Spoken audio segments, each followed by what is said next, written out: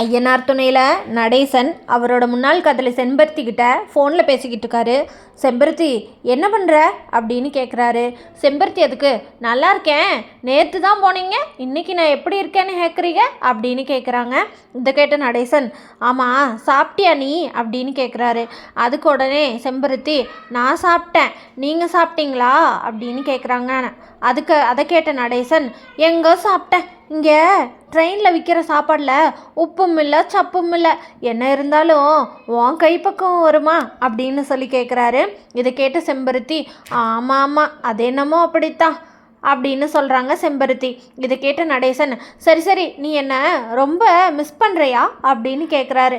அதுக்கு இதெல்லாமா சொல்லுவாங்க, நீங்கள் இல்லைன்னு எனக்கு வருத்தம் தான், என்ன பண்ணுறது, நீங்கள் தான் உங்களோட பையனோட விசேஷத்துக்காக போயிருக்கீங்களே அப்படின்னு சொல்கிறாங்க.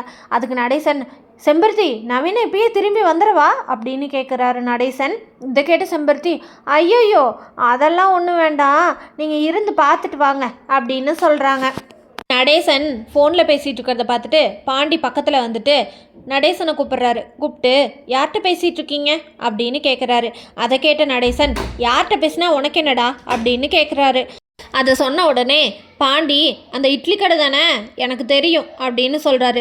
தெரிஞ்சுக்கிட்டே எதுக்குடா கேட்குற அப்படின்னு சொல்கிறாரு நடேசன். அதை கேட்ட பாண்டி இப்போ தான் நாங்கள் எல்லோரும் ஒரு ஃபார்முக்கு வந்து ஒரு நல்ல ரூட்டில் போயிட்டுருக்கோம், நீங்கள் தேவையில்லாமல் அதை களைச்சி விட்றாதீங்க, அண்ணனுக்கு கல்யாணம் முடியணும்னு நல்லபடியாக இருக்கணும் அப்படின்னு சொல்லிட்டு தான் நான் கம்முன்னு இருக்கேன், இல்லாட்டி எல்லாத்துக்கிட்டையும் சொல்லிடுவேன் அப்படின்னு சொல்கிறாரு.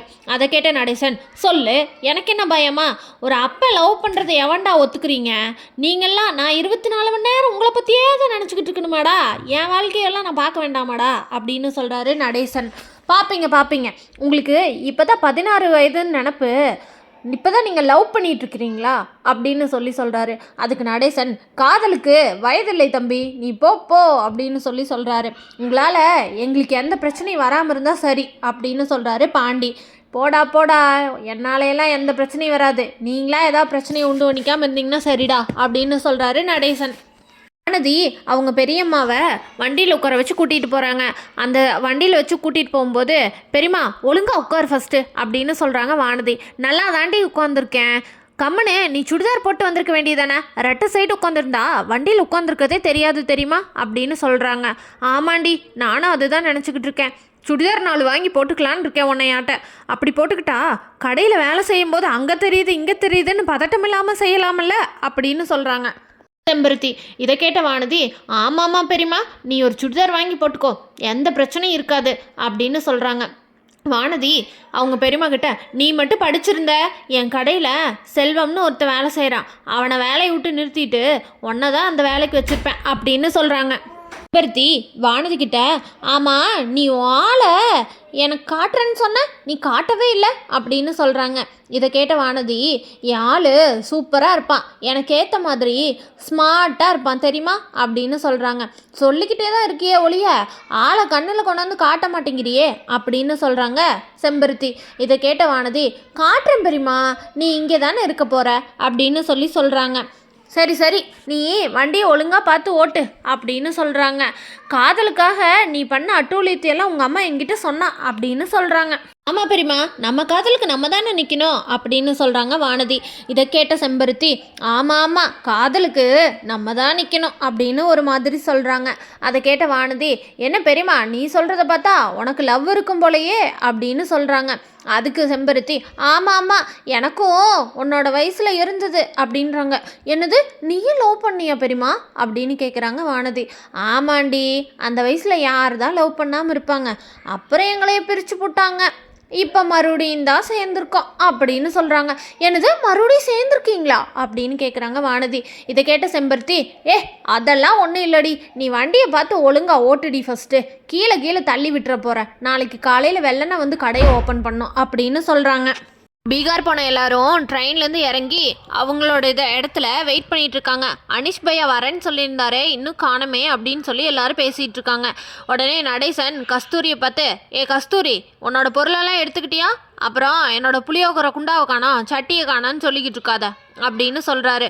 அதுக்கு கஸ்தூரி எனக்கு எல்லாம் தெரியும், நீ உன் வேலையை பாரு அப்படின்னு சொல்லிடுறாங்க நடேசனை.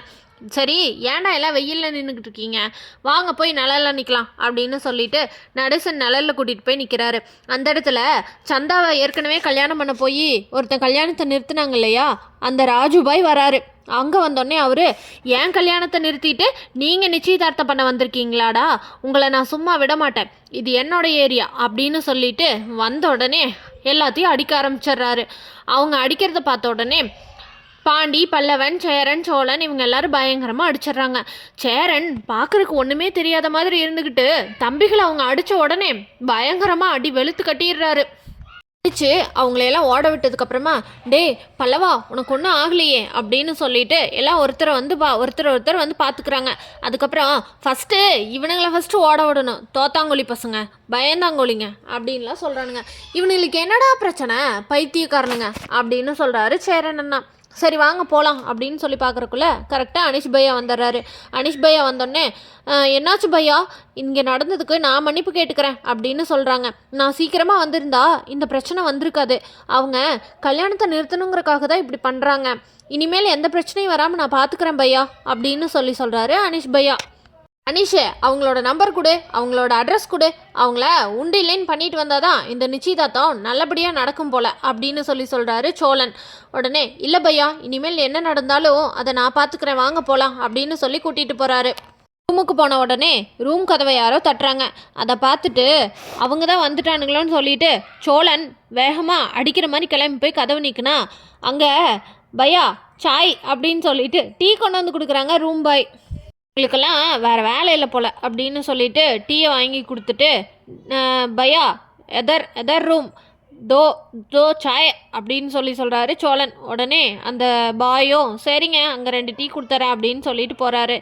சேரனோட அப்பா இவங்க எல்லாரும் உட்காந்து பேசிகிட்டு இருக்கும்போது, சந்தாவோட மாமா வந்து அடித்ததுக்கு சந்தாவோட அப்பாவுக்கும் ஏதாச்சும் சம்மந்தம் இருக்குமோ அப்படின்னு சொல்லிட்டு ஐயனார் குடும்பத்தில் இருக்கவங்கள பேசிகிட்டு இருக்கிறாங்க. சரி என்னமோ ஏதோ இப்போதைக்கு நம்ம ஃபங்க்ஷனுக்கு ரெடி ஆகலாம் ஃபஸ்ட்டு அப்படின்னு சொல்லிட்டு எல்லாரும் போய் ரெடி ஆகிட்டு இருக்காங்க. டால் மாதிரி நல்லா அழகாக ப்ரிட்டியாக ரெடியாகி வராங்க. அவங்க ரெடியாகி வந்தோடனே சோழன் நிலாவை பார்த்தோன்னே, அப்படியே அழகாக இருக்க நிலா, உன்னை அப்படியே எனக்கு அடித்து சாப்பிட்ருவோம் போல் அப்படின்னு சொல்கிறாரு சோழன். ஃபஸ்ட்டு நம்ம இப்போ உள்ளே போகலாம் வாங்க, ஃபங்க்ஷனை பார்த்துட்டு வந்து அப்புறமா நம்ம பேசிக்கலாம் அப்படின்னு சொல்கிறாங்க. அனீஷ் பையாவும் சந்தா அவங்க அப்பாவும் சேர்ந்துட்டு ராஜுபாய் அனுப்பி தான் இந்த பிரச்சனையை பண்ணியிருப்பாங்களான்னு தெரிஞ்சுக்க நம்ம சேனலை மறக்காமல் லைக், ஷேர் அண்ட் சப்ஸ்கிரைப் பண்ணிக்கோங்க.